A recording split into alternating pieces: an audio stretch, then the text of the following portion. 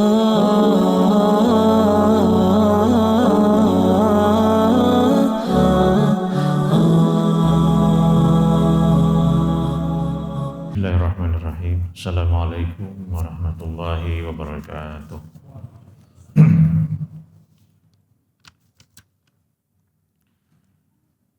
Alhamdulillahilladzi arsala rasulahu bil huda wa dinil haqq yuzhirahu 'ala dini kullihi wa kafa billahi syahida. Asyhadu an la ilaha illallah wa la syarika lahu wa asyhadu anna Muhammadan abduhu wa rasuluh. Allahumma salli wa sallim wa barik ala abdika wa rasulika Muhammad wa ala alihi wa ashabihi wa man tabi'ahum bi ihsan ila yaumiddin. Amma ba'du, bapak-bapak dan ibu-ibu jamaah salat subuh Masjid Al-Ikhlas Kompleks Simpang Gusti yang ulun muliakan. Pertama-tama kita bersyukur pada subuh hari ini tanggal 3 ya atau 2 daripada bulan Zulqa'dah, Jumat, Sabtu, Ahad, Sabtu ya ini 2 ya atau 3 ya 3 Zulqa'dah 1443 Hijriah 1445 Hijriah. Maaf. Saudara-saudara kita yang mendapat giliran untuk menunaikan ibadah haji hari ini sudah mulai berangkat. Seingat saya dari Kota Mada Banjarmasin kemarin dilepas oleh wakil wali kota dan menginap di asrama haji tadi malam, dan pagi ini insyaallah atau siang nanti akan berangkat menuju Jeddah. Kita doakan mudah-mudahan beliau-beliau mendapatkan kemudahan, kesehatan, dan mendapat haji yang mabrur. Amin ya rabbal alamin. Beribadah haji memang menjadi niatan atau cita-cita bagi setiap orang. Haji artinya berkunjung. Jadi kalau orang Arab memanggil ya haj, itu artinya wahai turis, ya, wahai pengunjung. Jadi kita kadang-kadang menggunakan kata haji, ya, haji si anu. Ya. Itu artinya turis artinya. Ya. Tapi itu politik Belanda. Jadi kalau kita pelajari dulu, Belanda itu pintar sekali dia. Setiap orang yang berangkat haji itu diberi semacam sertifikat dan diberi titel baru, ya, yaitu haji. Kalau perempuan hajjah biasanya. Bahkan kadang-kadang disembunyikan namanya, ketupat mahaji, warung mahaji. Haji siapa itu ada tahu juga. Apa tujuannya Belanda menetapkan atau memberikan sertifikat atau mendata orang-orang haji ini? Karena orang yang pulang dari ibadah haji menurut Belanda pada waktu itu, penjajah kita, itu harus diwaspadai, ya, karena dia baru saja datang dari Mekah, dan di Mekah itu adalah daerah yang sangat kental keislaman Wahabinya, dan mungkin juga mereka punya wawasan baru tentang Islam yang tidak hanya diam saja dalam ibadah ritual, tapi harus memberontak. Nah, kata-kata memberontak inilah yang kemudian menginisiasi penjajah itu melakukan pendataan terhadap haji-haji ini. Jadi secara tidak sengaja mungkin orang kita senang dipanggil haji, tapi bagi orang Belanda itu penting sebagai data yang harus mereka waspadai dari dari intelijen daripada penjajah, agar mereka dapat melakukan langkah-langkah menghadapi masyarakat Indonesia yang mereka jajah. Nah, itu kisah haji-haji ini, ya. Di negara-negara lain mungkin tidak dipakai, kecuali di daerah Melayu seperti juga Malaysia. Tapi kalau Malaysia dia menggunakan J, jadi haji itu H dengan J. Kalau di Indonesia H dengan J itu hajjah. Nah, jadi beda-beda.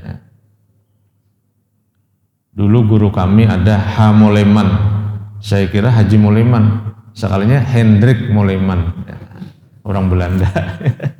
Tapi dia masuk Islam. John Hendrik Moleman. Ya, itulah soal haji ini. Mungkin subuh ini ulun ingin membicarakan juga tentang soal ini untuk menambah wawasan kita.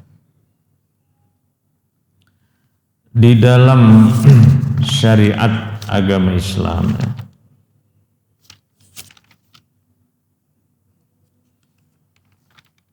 haji itu diwajibkan bagi orang yang mampu kan. Jadi, nah soal mampu ini seperti apa ini anunya batasannya ya. Jadi al-hajju faridatullahi ala kulli muslimin wa muslimatin istata'an ilaihi sabila. Haji itu kefarduan yang diberikan kepada setiap muslim laki-laki dan perempuan dengan persyaratan dia mampu melaksanakannya.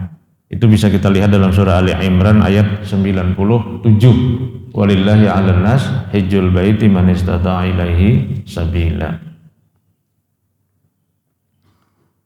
Dia fardun marratan fil umur. Dia kewajiban sekali seumur hidup ya. Ghaira annahu yustahabu tikraruhu kulla khamsati awam. Hanya disunatkan kalau memiliki kemampuan mengulangi setiap 5 tahun sekali. Nah, ini berdasarkan riwayat dari Ibnu Hibban. Inna abdan sahhahtu lahu jismuhu wa wasa'tu alaihi fil ma'isati yamdi alaihi khamsatu awamin la yafidu ilayyal mahrum. Ini ada sebuah hadis kudusi. Jadi kata Allah di dalam hadis kudusi itu hadis atau sabda Nabi yang Nabi itu menjelaskan bahwa itu firman Allah tetapi tidak termaktub di dalam Al-Quran. Karena firman Allah itu kan tidak hanya dalam Al-Quran, tapi juga ada pada hadis-hadis Nabi yang disebut dengan hadis kudusi. Seperti kalau kita dengar sering para ustadz mengatakan, la yazalu abdi yataqarrabu ilayya bin nawafil. Senantiasa hambaku itu semakin mendekat kepadaku dengan ibadah-ibadah sholat sunat.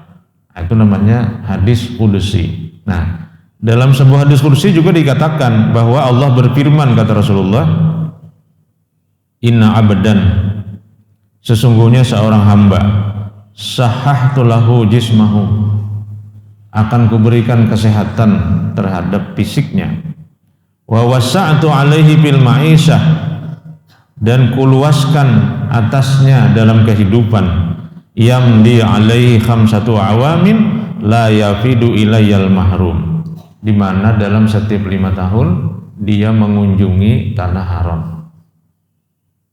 Nah, ini hadis ini kalau diamalkan di Indonesia karena persoalan daftar tunggu ya. Jadi ya enggak apa-apa kan, karena memang hadis-hadis atau ayat-ayat serta ajaran agama itu ada yang memang harus dilaksanakan dengan pertimbangan keadaan kehidupan kita.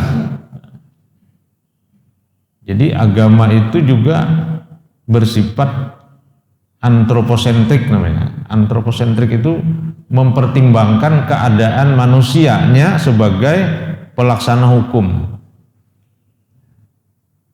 Mempertimbangkan keadaan manusianya sebagai pelaksana hukum.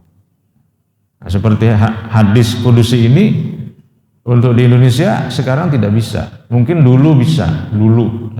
Tapi ketika kapasitas Mina yang tidak cukup untuk menampung jamaah haji, maka akhirnya ada namanya kota. Kota itu artinya jatah. jatah berapa kita bisa menunaikan ibadah haji. Sebenarnya persoalan Mekah itu persoalan Mina. Kalau Arafah itu luas. Arafah luas. Kemudian meskipun sempit pelataran Ka'bah, tapi tawaf ifadah itu begiliran kawan. Sa'i juga demikian, begiliran kan. Tapi kalau bagana di Mina itu tumpah ruah pada hari ke-10 sampai 12 atau 13, itu tidak bisa kemana-mana, ya memang di situ. Kata Rasulullah, di antara dua bukit itulah Mina. Lalu ada salah satu bukit yang menjulur ke tengah wilayah Mina itu. Lalu kemudian pemerintah Arab Saudi membuat terowongan di antara dua wilayah ini. Namanya terowongan Mina. Tempat lalu lalang orang menuju Jamarat yang dulu pernah mati lampu, lalu di situ berdesak-desakan, lalu banyak yang meninggal karena terowongannya itu panjang dan kalau lampu mati eskalatnya di dalam itu ada eskalatornya juga bagi orang yang, jadi kayak di bandara itu kan ada yang berjalan kaki biasa, ada yang bisa naik ke eskalator tangga berjalan. Kemudian di situ ada kipas angin nonggonal kayak drum, dipasang beberapa biji kan untuk memasukkan oksigen udara supaya mengalir. Nah, sehingga orang menyebutnya dulu yang di belakang gunung itu Mina Jadid. Mina Jadid. Jadid itu hanyar tidak, baru. Wilayah Mina yang baru. Ya, mungkin oleh sebahagian masyarakat, mungkin Bapak Ibu juga punya pengalaman, karena itu di luar daripada Mina, karena di belakang gunung. Nabi mengatakan antara dua gunung itu Mina, sedangkan ada satu gunung yang menjulur ke tengah wilayah Mina. Tapi oleh pemerintah Arab Saudi itu termasuk Mina, dan untuk menghubungkan antara Mina Jadid dengan Mina lama ini dibikin terowongan. Nah ini juga persoalan fikih haji ya. Sama aja dengan orang yang berasal dari daerah Asia Tenggara, miqatnya itu di Yalamlam. Yalamlam itu kira-kira setengah jam penerbangan sebelum Jeddah. Dari wilayah, katakanlah mungkin wilayah Tenggara ya. Mungkin Indonesia itu dari Tenggara menuju Mekah kan. Nah, sebelum masuk Jeddah sekitar setengah jam itu Yalamlam. Nabi mengatakan miqatnya orang-orang yang berasal dari wilayah ini adalah Yalamlam. Maka nanti ada petugas haji yang menjelaskan kita akan berniat ihram di atas pesawat. Bukan di atas, di dalam pesawat ya. Nah, nanti orang Halabiyu protes. Jangan naik pesawat ya, kalau boleh naik pesawat, masuk pesawat. Nah, di dalam pesawat kira-kira setengah jam lagi nanti pramugari menjelaskan kita berada di wilayah Yalamlam. Nah, lalu di sana pasang niat ya, ihramnya, kain ihramnya sudah dipakai di bandara ketika mau berangkat, mungkin di Jakarta. Ada yang seperti itu. Tetapi dalam fikih haji ada juga yang mengatakan bahwa miqatnya itu di Jeddah, yaitu di bandara Jeddah. Karena pada zaman dulu, kenapa di Yalamlam belum di Jeddah, ya belum ada bandara di situ. Orang-orang melaksanakan ibadah haji berjalan kaki atau menggunakan kapal laut. Sehingga begitu naik dari bandar bukan bandar udara atau bandar laut ya, pelabuhan laut. Nah, lalu mereka melaksanakan miqat. Miqat artinya tempat mengawali ibadah haji. Mengawali ibadah haji adalah berniat di miqat, di tempat berniat, yaitu miqat. Seperti kalau kita dari Madinah menuju Mekah, itu miqatnya di Bir Ali. Bi'ru Ali. Bi'ru itu sumur, Ali itu ngaran orang. Itu ada sumur tempat mengambil air milik keluarga Ali. Bukan Ali bin Abi Thalib tapi nama orang itu, Ali di situ tinggal. Lalu namanya Bi'ru Ali, bir, lalu disingkat Bir Ali. Dikira Bir Ali ini minuman keras ya, Bi'ru itu. Huruf ba tambah hamzah tambah ra, Bi'ru itu artinya sumur. Seperti orang yang berasal dari Taif juga, dia miqatnya itu di Qarnul Manazil ya. Nah, di sebuah masjid namanya Qarnul Manazil. Jadi maksudnya miqat itu sebelum sampai ke tanah haram, orang sudah memasang niat yang ditandai dengan ihram. Nah, jadi artinya fikih haji itu berkembang. Berkembang itu artinya tidak saklek gitu. Terutama soal ihram yang menurut pendapat lama adalah di Yalamlam bagi orang Indonesia, tapi menurut pendapat yang baru di Jeddah, boleh di Jeddah.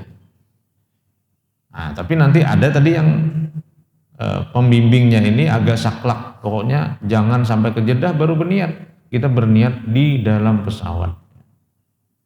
Sama tadi, kalau kebetulan kita diletakkan di Mina itu di Mina Jadid, maka kata mereka harus ada kesempatan kita berada di Mina lama pada malam hari walaupun sebentar. Nah itu nang akhirnya bejuok tuh, berjalan. Ya.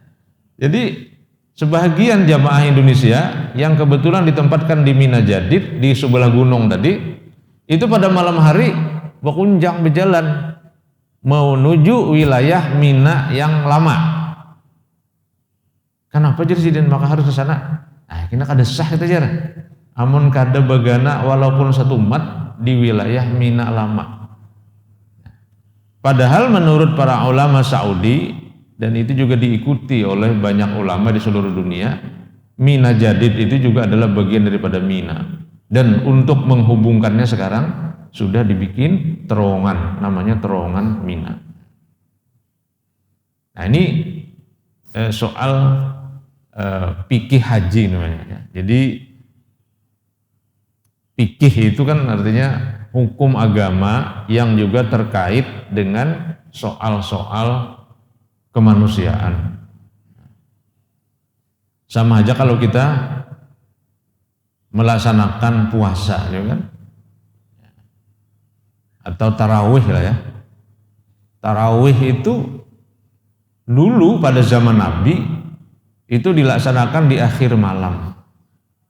Tapi karena sulit ya membangunkan orang secara masif, secara massal untuk pergi ke masjid di akhir malam itu susah. Lalu akhirnya diambil inisiatif oleh para sahabat, terutama Umar ibn al-Khattab, bahwa sholat tarawih itu kita awalkan, yaitu setelah sholat isya sebelum tidur. Nah, ini artinya perubahan-perubahan hukum terjadi dalam beberapa aspek ibadah. Jadi apa yang selama ini kita kenal ibadah mahdah tidak berubah, tapi faktanya itu terjadi perubahan-perubahan. Sama dengan zakat fitrah pada zaman Nabi menggunakan makanan pokok yang bisa relatif cepat dimakan, kan bisa korma atau gandum. Gandum sebentar lagi dimasak menjadi roti. Tapi sekarang orang menggunakan uang. Boleh nggak berzakat fitrah dengan uang? Menurut aliran yang konservatif, ya kada boleh. Termasuk teman-teman kita yang aktif di Salafi itu mengatakan tidak boleh. Selama ada beras, maka zakat fitrah harus dengan beras. Tapi ulama kemudian dan diikuti juga oleh Badan Amil Zakat Nasional yang di situ juga banyak ulamanya, boleh berzakat fitrah dengan uang, dengan nilai daripada makanan pokok. Apakah pendapat ini salah? Tidak. Sama dengan mina jadid tadi, tidak. Sama dengan miqat di Jeddah, tidak. Boleh saja. Kenapa? Karena ini hukum-hukum agama yang terkait dengan soal kemanusiaan. Nah, beda dengan jumlah rakaat salat subuh, ya itu memang tidak bisa dikurang atau ditambah. Nah, sama juga seperti salat subuh ini ya.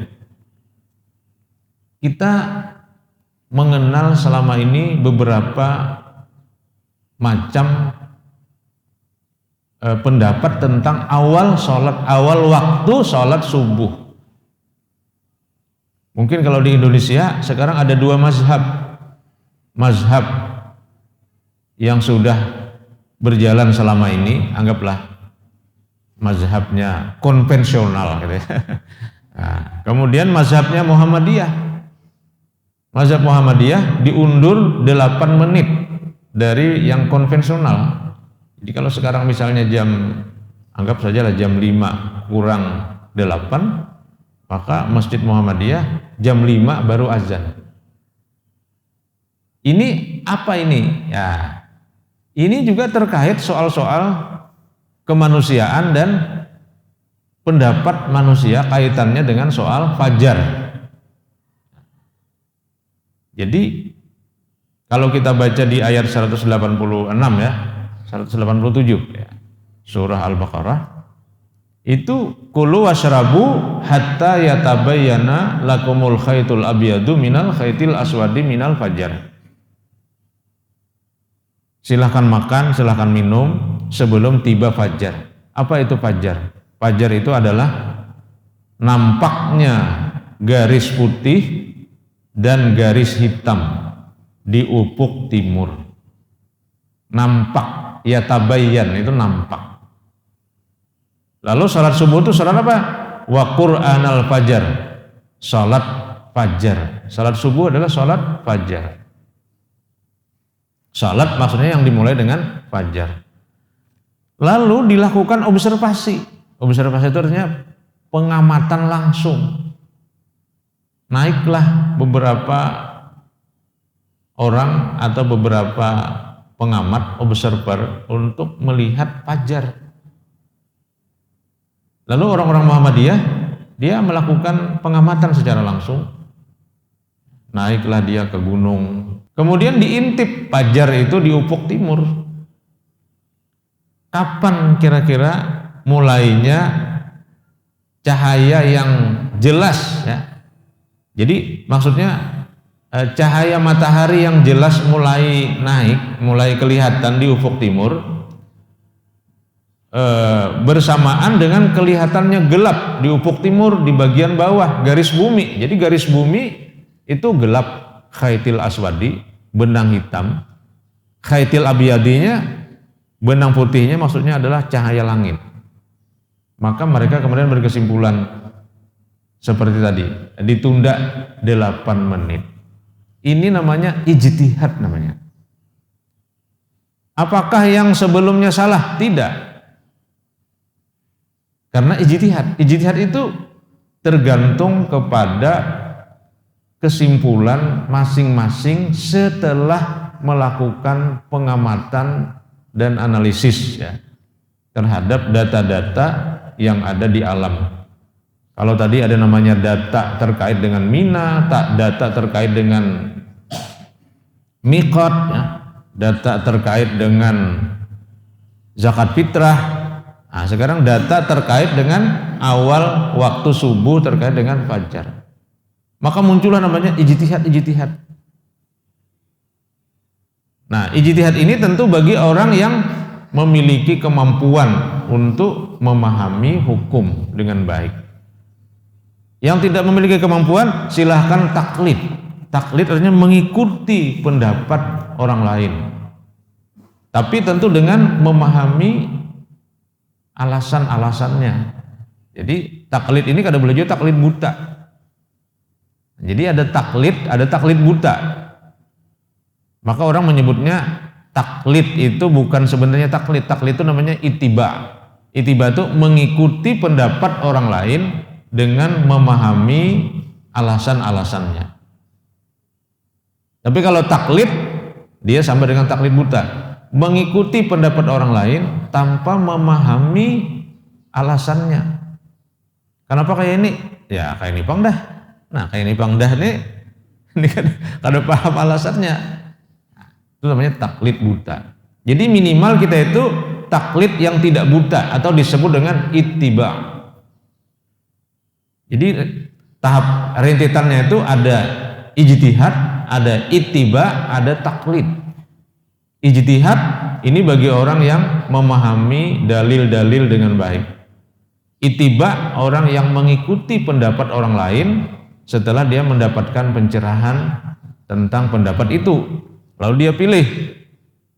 Kemudian taklid atau taklid buta, mengikuti pendapat orang lain tanpa memahami alasan-alasannya. Nah, taklid buta itu berbahaya dan Al-Quran mengingatkan, wala taqfu ma laisa laka bihi ilmun, kata Allah. Janganlah engkau mengikuti sesuatu yang engkau tidak punya ilmu.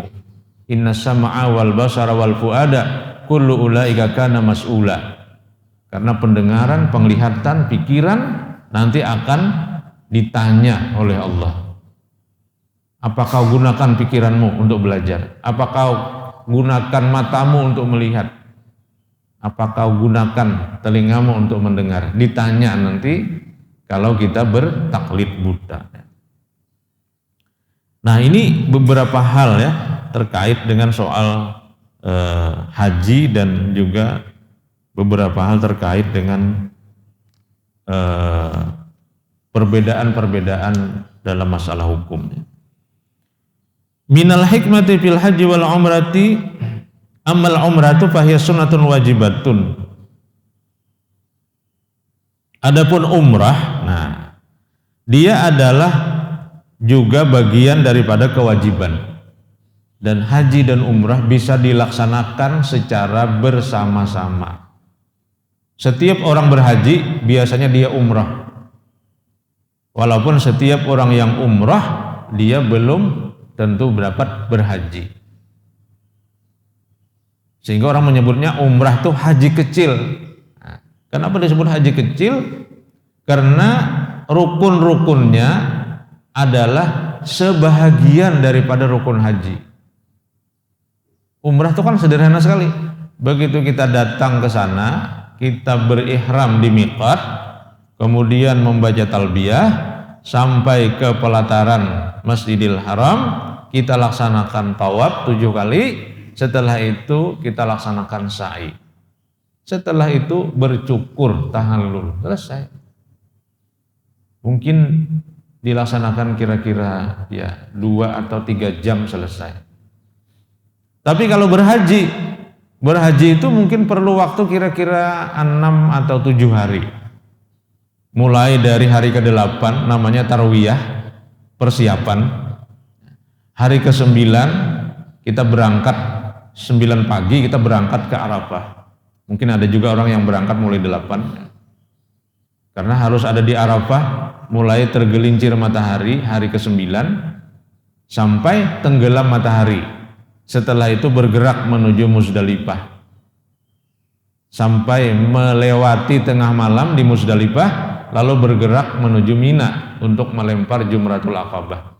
Setelah itu boleh juga dia tawaf ifadah atau tawaf ifadahnya ditunda dulu.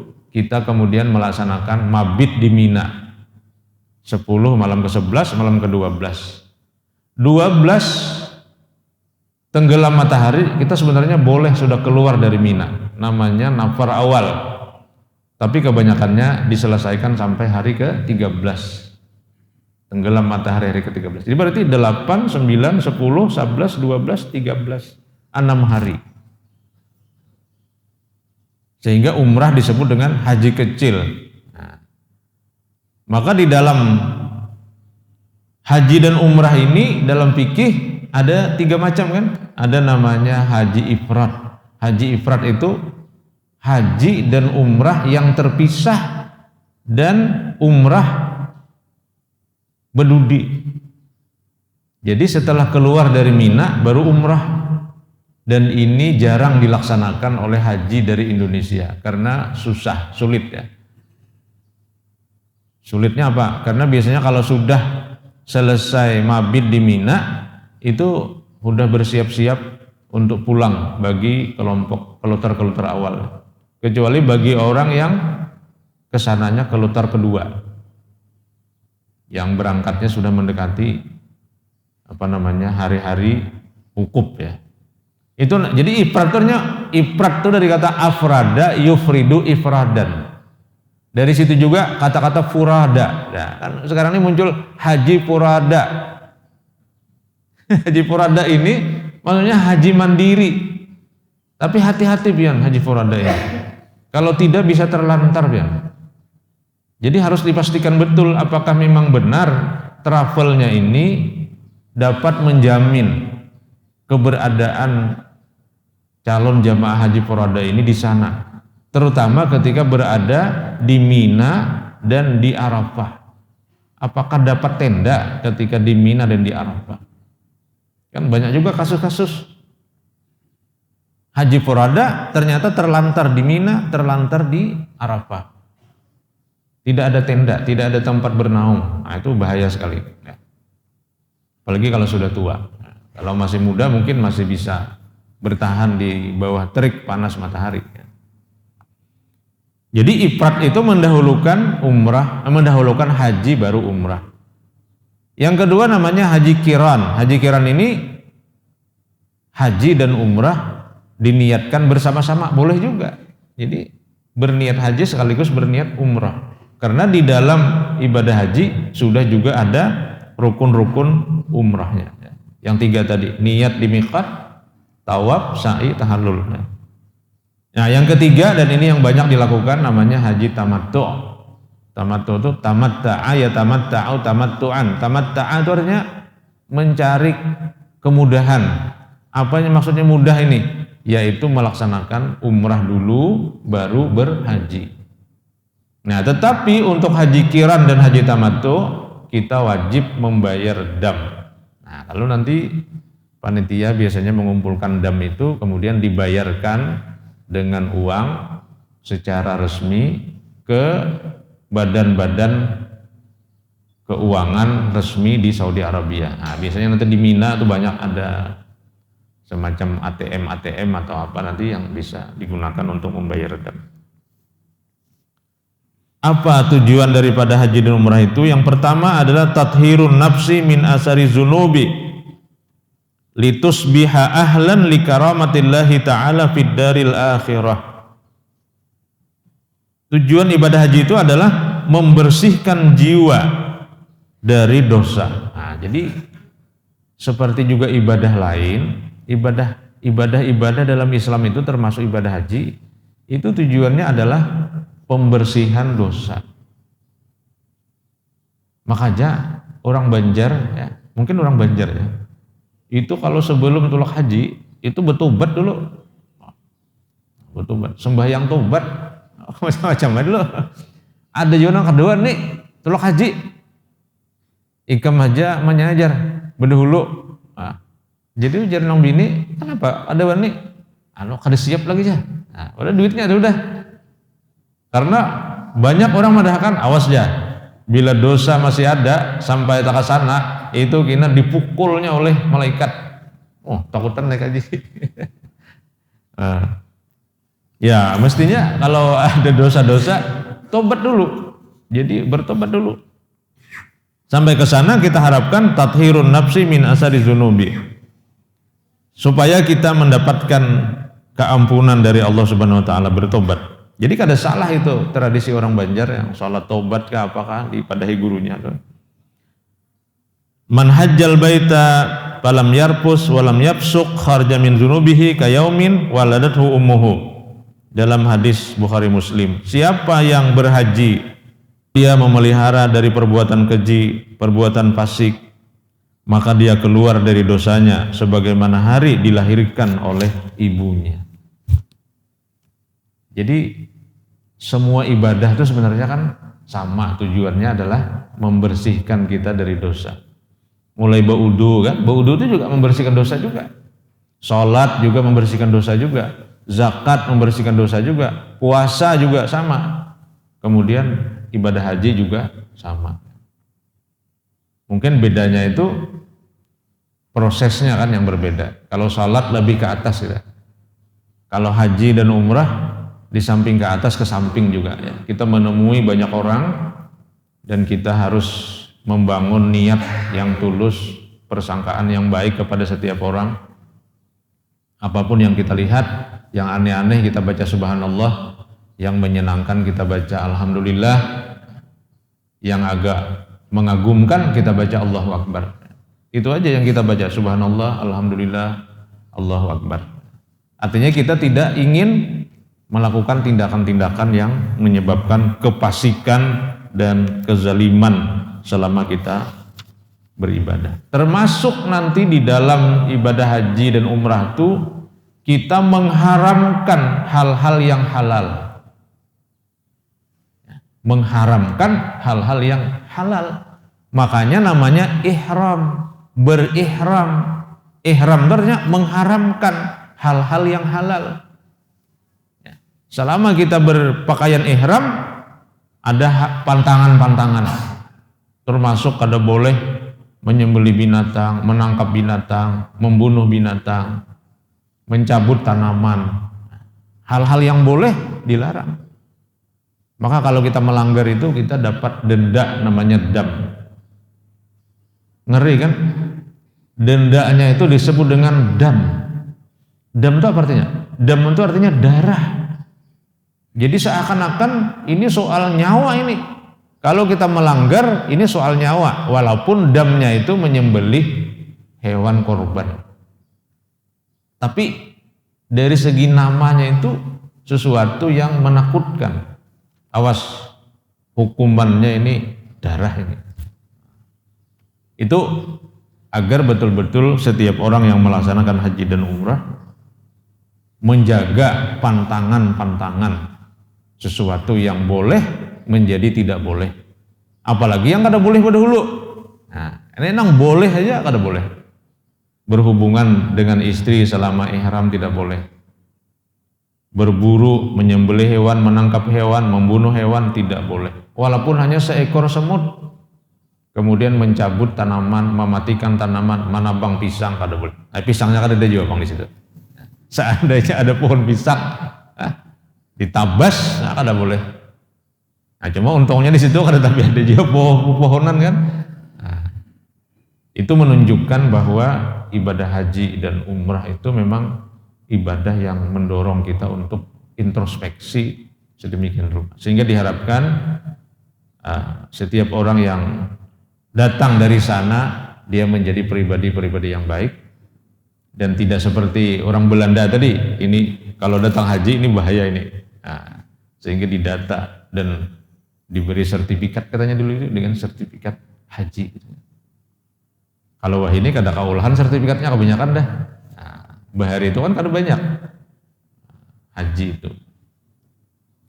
Saya kira ini sekedar menambah wawasan kita untuk mengenang ibadah haji dan umrah yang tentu saja bagi kita juga sebahagian sudah kita laksanakan dan saudara-saudara kita sedang berangkat mulai hari ini berangsur-angsur untuk melaksanakan ibadah haji dan umrah.